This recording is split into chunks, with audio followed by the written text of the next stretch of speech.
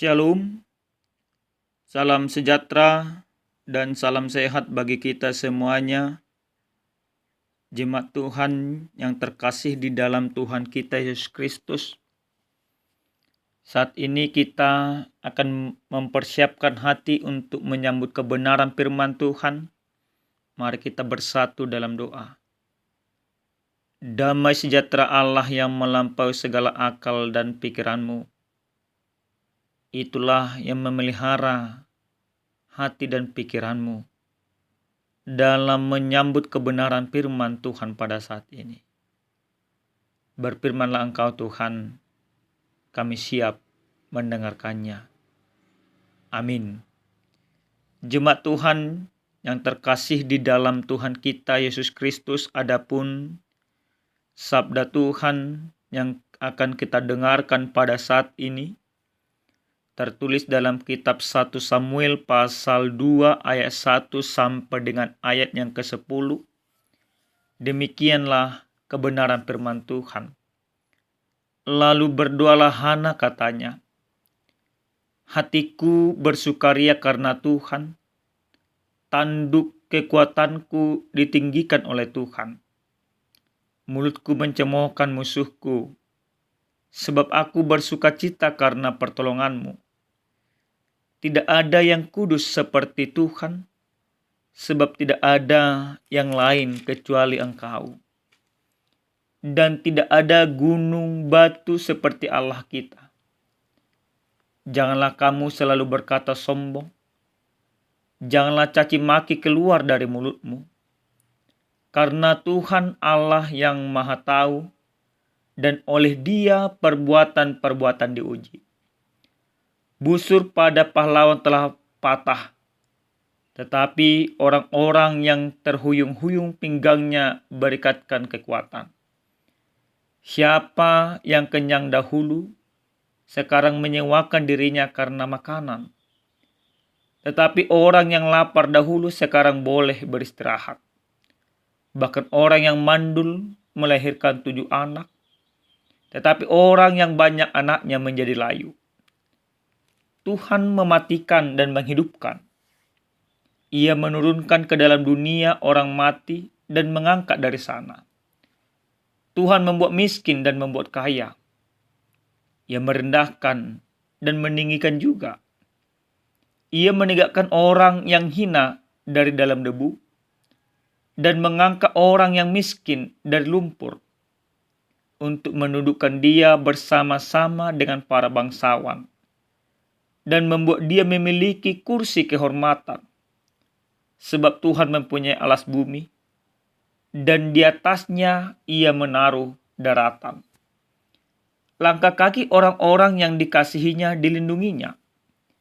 Tetapi orang-orang fasik akan mati binasa dalam kegelapan. Sebab bukan oleh karena kekuatannya sendiri seseorang berkuasa. Orang yang berbantah dengan Tuhan akan dihancurkan. Atas mereka ia mengguntur di langit. Tuhan mengadili bumi sampai ke ujung-ujungnya. Ia memberi kekuatan kepada raja yang diangkatnya dan meninggikan tanduk kekuatan orang yang diurapinya. Demikian pembacaan kebenaran firman Tuhan. Jemaat yang terkasih di dalam Tuhan kita Yesus Kristus, saya sangat-sangat tertarik dengan kata-kata bijak yang mengatakan bahwa di balik penderitaan ada sukacita. Di balik penderitaan ada kebahagiaan. Dan di balik penderitaan ada kemenangan. Tentu kata-kata bijak itu tidak hanya sebatas kata-kata. Tapi memang itulah fakta-fakta realita yang terjadi di dalam keberimanan orang Kristen. Kenapa kami katakan fakta-fakta dalam keberimanan orang Kristen? Karena sesungguhnya lewat penderitaan yang dirasakan oleh Yesus Kristus, maka dia memenangkan penderitaan itu dengan bangkit kembali, sehingga orang-orang yang berdosa pun diselamatkan. Maka penderitaan itu melahirkan kebahagiaan bagi setiap orang menerima. Jemaat Tuhan yang terkasih di dalam Tuhan kita Yesus Kristus, dalam kebenaran firman Tuhan yang sampai kepada kita pada saat ini, di mana Hana sesungguhnya pertama menjadi perempuan yang sangat menderita. Penderitaan itu terjadi bukan karena kesalahannya, tapi penderitaan itu dia terima dari orang-orang terdekatnya juga, yaitu dari istrinya, suaminya, yaitu Elkana, di mana istri daripada suaminya Elkana, Penina, terus menindas kehidupan Hana, terus mengejeknya, istilahnya sekarang terus membulinya. Karena apa? Karena Hana menjadi seorang perempuan yang sudah divonis mandul, baik secara medis pastinya pada zaman itu, baik dari adat dan lain sebagainya pada zaman itu. Dia divonis menjadi seorang perempuan yang tidak akan bisa melahirkan. Tentu ini menjadi sebuah aib.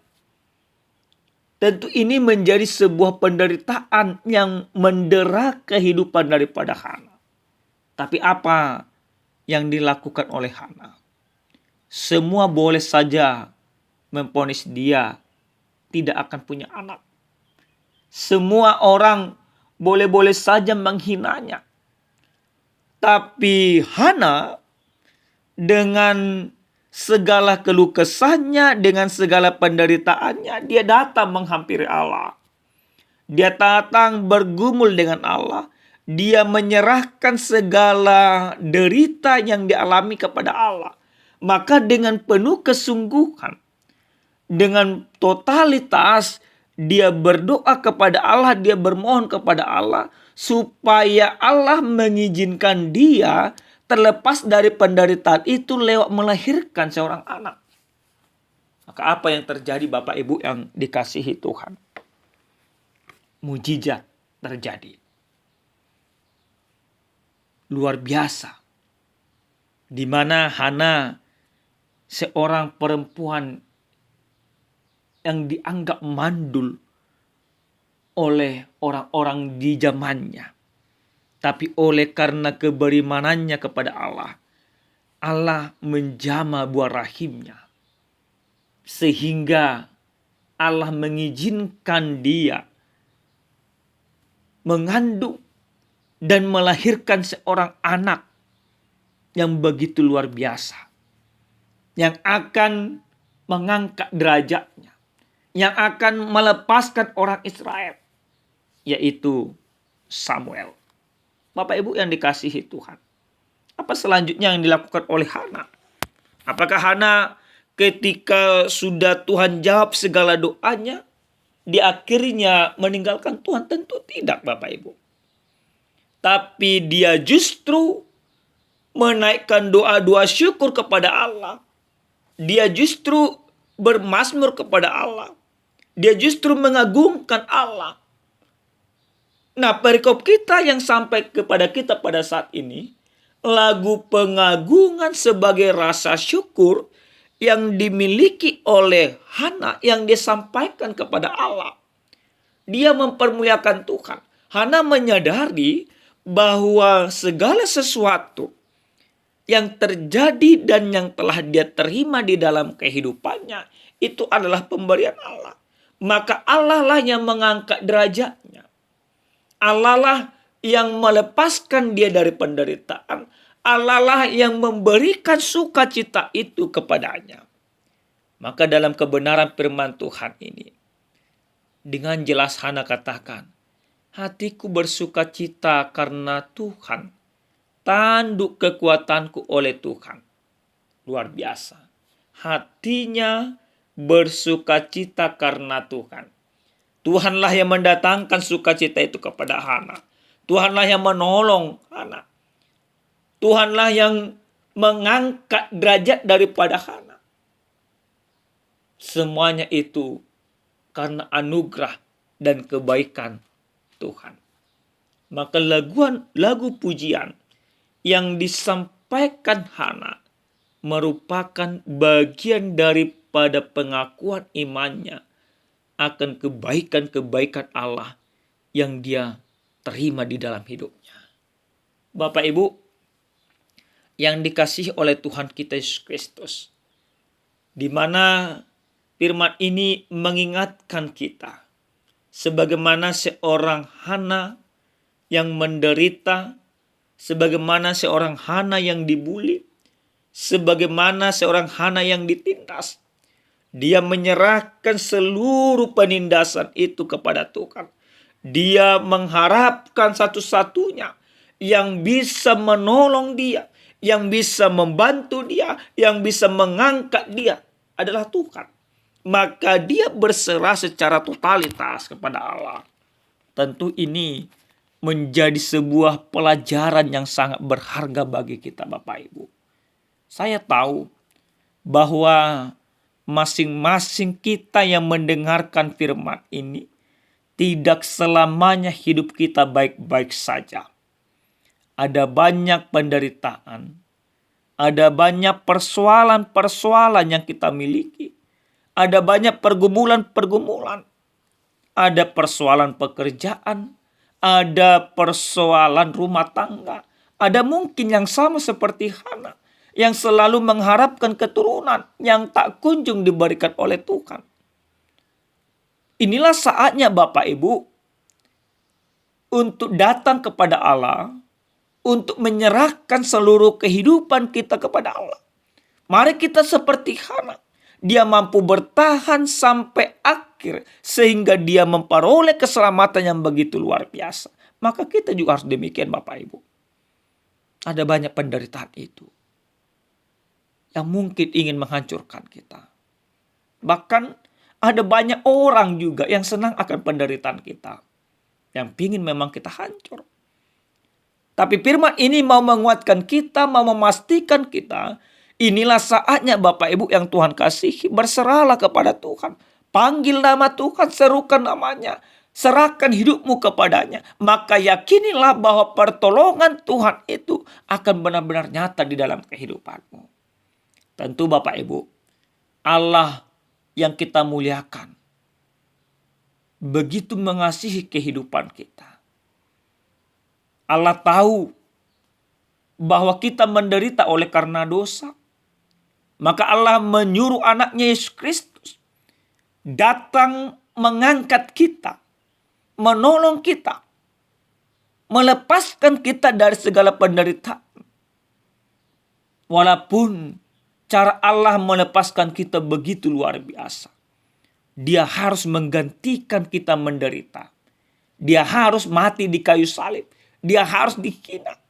Supaya apa? Supaya kita yang menderita ini bisa terlepas dari semua penderitaan dosa itu. Kalau Allah di dalam Yesus Kristus telah memenangkan kita dari segala penderitaan oleh karena dosa, maka hal yang sangat kecil, sekali lagi Bapak Ibu, hal yang sangat kecil bahwa Allah sanggup menolong kita, memulihkan kehidupan kita. Itu pekerjaan yang kecil bagi Allah.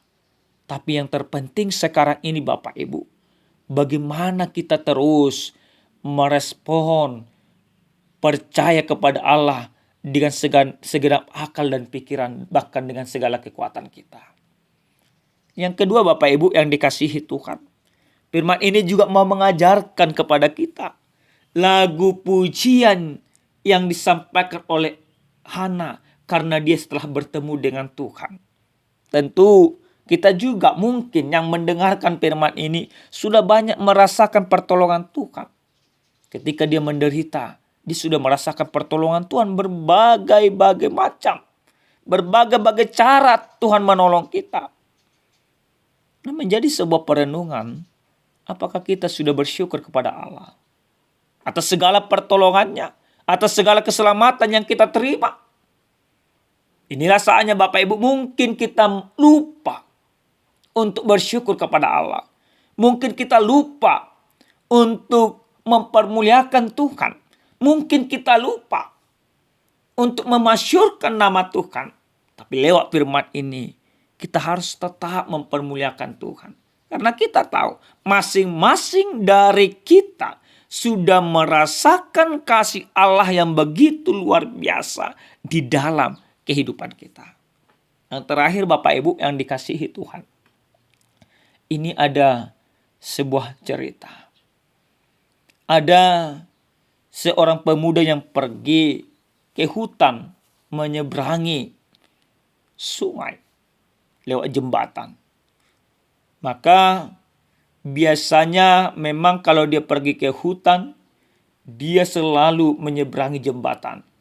Jembatannya pada saat itu masih layak untuk diseberangi.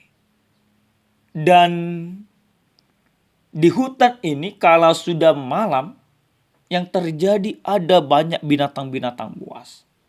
Maka ketika pemuda itu di hutan, pada saat siang hari, terjadi badai yang begitu luar biasa. Sampai jembatan daripada pemuda ini terputus. Dan ketika sore menjelang malam tiba, pemuda ini ingin pulang. Namun alangkah terkejutnya dia. Dia tidak menyangka bahwa akibat daripada badai itu jembatan perlintasannya akan putus.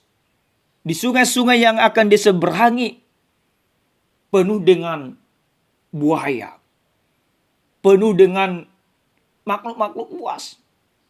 Maka yang dirasakan pemuda ini begitu mencekam. Auman-auman serigala mulai terdengar di hutan itu. Auman-auman daripada binatang mencari mangsa mulai terdengar. Maka pemuda ini ketakutan. Dia berusaha ingin menyeberang. Tidak mungkin. Karena di dalam sungai itu banyak sekali buaya. Maka pendek cerita, pemuda ini hanya tahu berdoa. Doa yang dia sampaikan kepada Allah. Bapa kami yang di sorga, dikuduskanlah namamu. Bapa kami yang di sorga, dikuduskanlah namamu. Itulah terus berulang dia lakukan. Sambil dia masuk ke dalam sungai. Dia sudah berpasrah diri. Tapi di dalam kepasrahan dirinya, dia selalu berdoa sambil tutup mata menyeberang sungai itu, sambil berenang, sambil berkata, Bapa kami yang di sorga, Bapa kami yang di sorga, Bapa kami yang di sorga. Akhirnya pemuda tersebut pun nyampai di seberang di tempat dia tinggal. Di situ pemuda itu menyadari bahwa yang menolong dia adalah Tuhan. Doa Bapa kami berkuasa di dalam kehidupannya. Nah, Bapak Ibu yang dikasihi Tuhan kita Yesus Kristus, itu hanya sebuah ilustrasi. Tapi apa yang mau kami katakan dari ilustrasi itu? Doa yang tulus kepada Allah, apapun doamu, selama kita percaya akan pertolongan Tuhan, maka Tuhan akan menolong kita. Tuhan akan mengangkat kita. Mungkin badai begitu kuat, mungkin nyawa terancam. Tapi ketika kita berdoa sungguh-sungguh kepada Allah, bermohon sungguh kepada Allah, yakinilah bahwa doa itu berkuasa. Allah akan mengubahkan kehidupan kita dari keputusasaan, dari mungkin ancaman kematian seperti pemuda tersebut. Sama seperti Hana. Tapi oleh karena pertolongan Tuhan, Hana diselamatkan Tuhan. Hana diangkat Tuhan. Dan pemuda tersebut pun diangkat Tuhan. Yang terpenting sekarang ini, bagaimana kita di dalam setiap pergumulan itu, kita melibatkan Tuhan. Dan kita bertahan sampai akhir, sampai keselamatan, sukacita, shalom itu kita peroleh di dalam Tuhan. Amin. Kita bersatu dalam doa. Kami bersyukur kepadamu ya Tuhan Allah kami, Allah yang maha baik, untuk firman Tuhan yang sudah kami dengarkan. Biarlah kiranya Tuhan, kami menghidupi firman-Mu ini di dalam kehidupan kami. Kami percaya pertolongan Tuhan akan nyata bagi kami di dalam setiap pergumulan kami. Terima kasih Bapa, kami percaya Engkau akan menolong kami dan mengasihi kami.